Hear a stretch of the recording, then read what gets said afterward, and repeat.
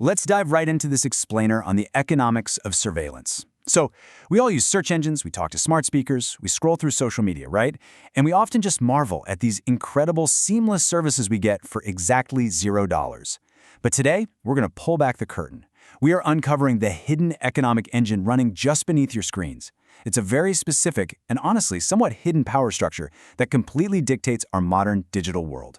Now, it's a question you've probably pondered while mindlessly scrolling through your feed, or maybe right after you asked your smart speaker for the weather and suddenly got served an ad for an umbrella. It's become totally common sense for us to assume that, hey, because we aren't paying a monthly subscription fee for these platforms, we must be the product being sold to advertisers. But as we dig into the research today, you're going to see that the actual answer to this question is far more profound and honestly a lot more alarming than you might think. Because this completely shatters that old digital adage. You aren't actually the product being sold at all. In the eyes of modern digital platforms, you are the free, completely untamed raw material being actively harvested. Your everyday, perfectly normal experiences are literally being extracted to mine massive profits. So you aren't the customer and you aren't the product. You are quite simply the resource. To truly wrap our heads around this massive shift in our economic reality, we're turning to Shoshana Zuboff's foundational book, The Age of Surveillance Capitalism. Her work brilliantly outlines how the early, super-optimistic digital dream of empowering individuals quickly mutated into this voracious commercial project.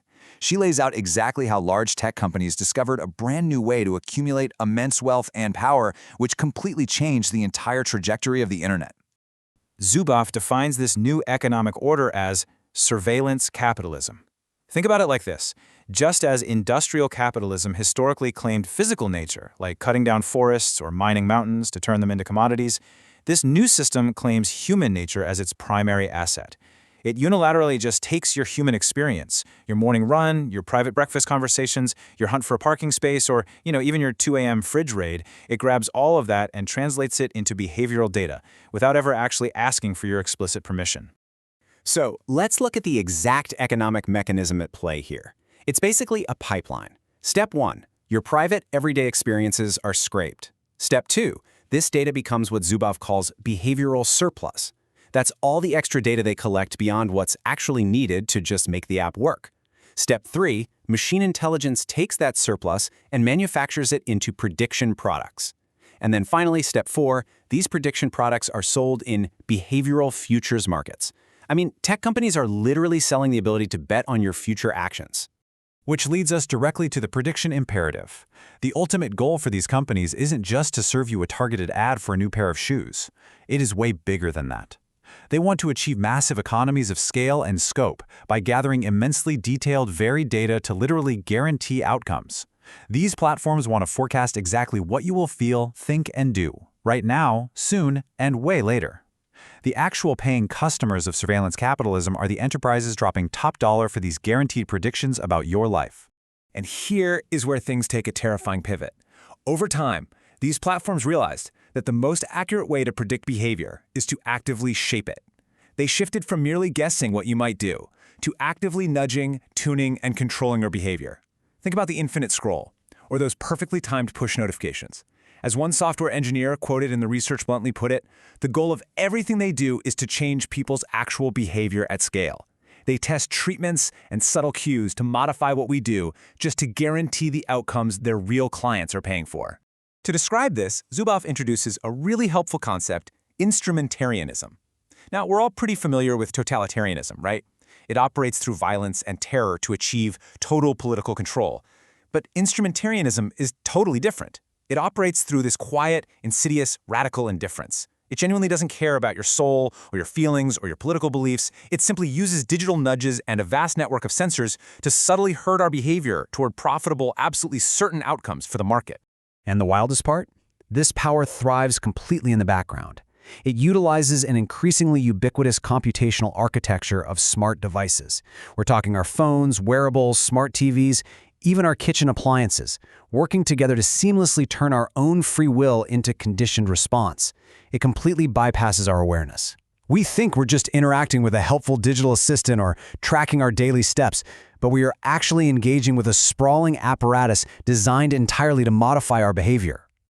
When you map this out on a historical timeline, it is just wild to see how fast we got here. Back in the year 2000, projects like the Aware Home imagined smart technology that totally respected privacy and kept data entirely under the user's local control. But look at how fast that optimistic vision died. By 2013, apps were aggressively harvesting data from millions of unsuspecting people. And by 2015, tools like Facebook's digital assistant M were explicitly designed to capture user intent and translate it into transactions. Literally all human interactions became collateral data, just up for the taking. And a stark, incredibly visible example of this extraction in action is the Cambridge Analytica case study. A seemingly harmless, simple personality quiz app pulled data from up to 87 million Facebook profiles without those users' direct consent by utilizing Facebook's Open Graph platform.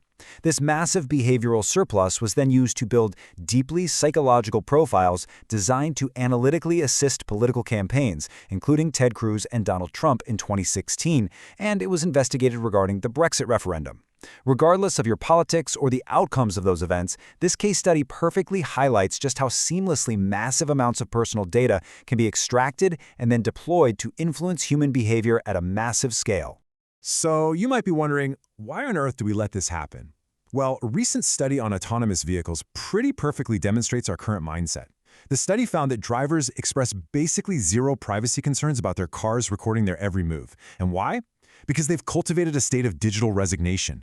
They rationalize the vehicular surveillance by comparing it to their smartphones, basically saying, hey, my phone already tracks me everywhere, so why not my car?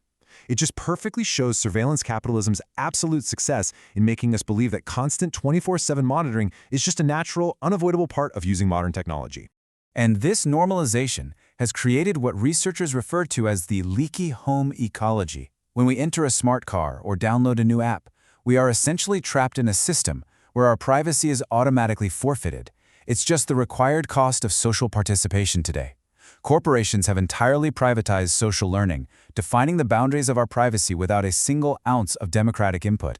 And this highlights a really deep structural helplessness. It's not that we're actively choosing to give up our data. We simply have no meaningful alternatives if we actually want to participate in modern society. Ultimately, what you really need to take away from this explainer is that this economic structure threatens something deeply, fundamentally human. Zuboff calls it our right to the future tense.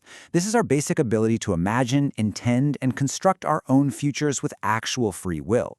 If our behaviors are constantly being nudged, tuned, and predicted by hidden algorithms that are just aiming for guaranteed commercial outcomes, then our autonomy, our very will to will, is severely compromised. As we face this completely unprecedented asymmetry of knowledge and power, where these tech giants know literally everything about us, but their internal operations remain entirely hidden from us, we have to confront what this actually means for future societal equality. I want to leave you with these really profound questions that Zuboff asks. Who knows? Who decides? And who decides who decides? Because as we build the future of our digital civilization, who we give the power to answer those questions will absolutely determine the fate of our collective freedom.